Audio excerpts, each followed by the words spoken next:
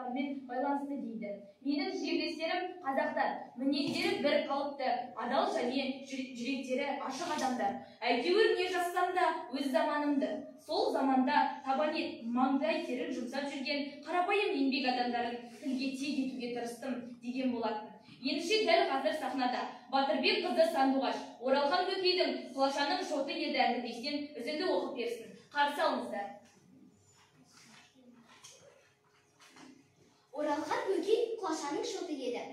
Апақ-сапақ уақытта апам екеуміз қара көлеңкеде жаңа ғана сылған қара картошканың қабығын ашып, қарбыта сап отыр еді.